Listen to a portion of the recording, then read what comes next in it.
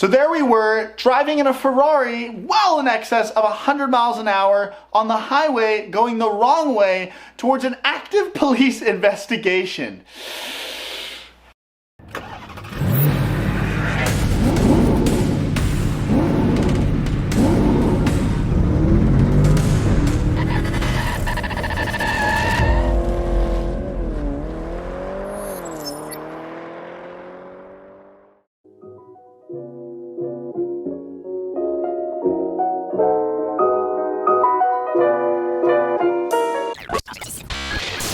How's it going, guys? Dylan from If Cars Could Talk, and I hope everybody's doing well today.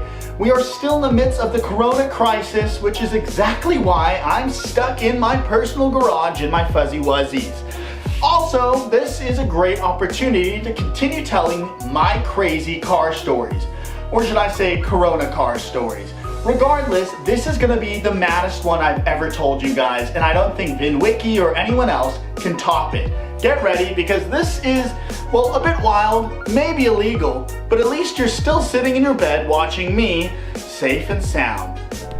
By the way, here's a little tour of the garage first of all. This is my lovely baby, my Aston Martin Vantage. You guys have seen this on the channel already, but it's a manual, the most important part. Here are some times my Aston broke in the front and the back. And here is an extra steering wheel for a 944. Aston Martin racing flag, Rensport racing poster, some brooms, we don't use those on the cars, and Pebble Beach, which we unfortunately probably aren't going to be able to go to this year, but a cool poster as well. And then some beers, because we love beers, and cleaning products. It's also a mess in here, I apologize, but I tried not to show you the mess. Alright, so based on that title and that intro, a little bit of context is in order. Now, when 9/11 occurred, my father wanted to find a way to give back, not only because it was a terrible event, but because we came to the US as immigrants with absolutely nothing, and we are indebted to this country and absolutely love it. Now, he actually had a couple talents to give. One of them probably wasn't arresting people, but it was diving, and strangely he melded the two together because he became, well, a sheriff in the dive recovery unit. Now, that can mean a numerous amount of things. Two, well, really serious ones can usually be dive recovery for drugs or for people. Now, the crazy thing in this story is it includes one of those. So the next question is, well, how the hell was I involved in this story?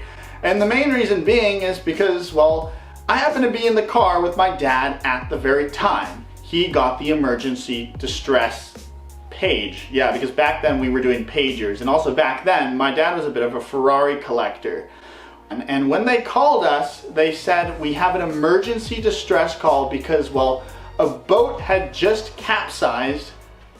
Now, one tiny problem is, well, we were really far away. So my dad gave, well, the sheriff chief or whoever the hell it was a call to tell him.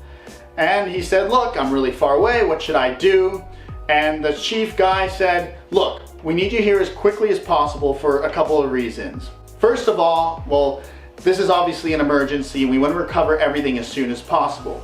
The second thing is, well, there are camera crews here and they are currently recording. So we need to look as good as possible and we need to have everyone around organized and ready to go. So my dad said, great, I'll go there as fast as I can. You know, there's speed limits. And the sheriff said, wait, I can get a team to open up the roads for you so that you can go as fast as you want to go. But first, let me ask, what car are you in so I can tell them? My dad responded, a Ferrari. The guy said, a Ferrari? Yes, a Ferrari. All right, well, I'll let the sheriffs know. So now obviously the entire highway all the way there wasn't opened up for us, realistically speaking, if I'm gonna be honest. Well, we were driving swiftly for parts of the highway until we got to the point where it was actually closed off. Now there was police cars and you know, little areas of the road closed down, not just for us, but for emergency vehicles, obviously fire trucks, ambulances, more police cars. But we weren't in a police car, we were in a Ferrari going in excess of 100 miles an hour, hypothetically speaking. I felt like we were freaking Magnum PI.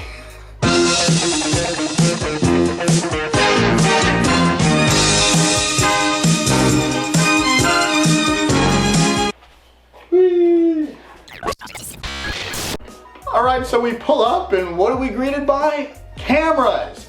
That's right, we pulled up in our Ferrari to an active police investigation, and it was probably one of the coolest moments of my life. I was a little kid at the time, and I just wanted to get involved and go to the investigation, do all this stuff. They said, no kid, you gotta go to the side. They didn't even know why the hell I was there.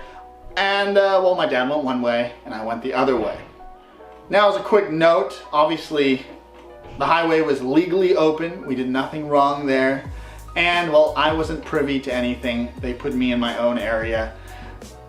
But moving on to the actual context of the story. Now, this was a pretty sad situation. Just to give you an idea, these three gentlemen were on a pretty small boat, and this was during a thunderstorm.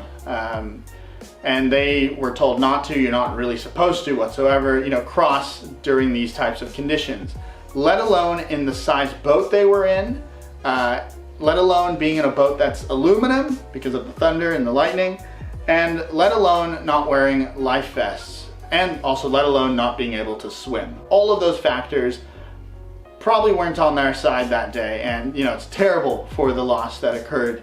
But I mean, there were a ton of reasons why not to be there. And I don't want to bring any glory to this sad situation. But my dad really was a hero here today in some sense. Now, just to give you an idea, this was a very, very murky, dark lake. So you couldn't see anything. So what the sheriffs were doing is they were using lines. And basically those lines were, allowed you to identify what spaces you had, looked through in the lake. And they kept doing that. And main reason being as well because they couldn't see anything. And my dad is the one that ended up finding one of the gentlemen who had passed away. So it's a pretty crazy story. It involves cars, which I love, but unfortunately tragedy, which I hate. And I send my regards to the families. This was a long time ago now, but what a way to drive a Ferrari. That day we certainly felt pretty cool, and me as a kid, well, I can never forget it. Guys, I hope you, liked that video. Yet again, another story about some crazy stuff that's gone on in my life. I'm doing, hopefully one of these a week. One normal video, one story, if I can get to it. I'm still working right now as well. But leave your comments below. Leave some likes as well. And guys, if you want to see what type of equipment I use, please check the Amazon links below. And guys, if you want to follow me on more things, I'm of course on YouTube, Instagram, Facebook, and Twitter. Guys, if you like the video, give it a damn like. And you know what? You better bloody well subscribe too. Thank you so much for watching. Peace.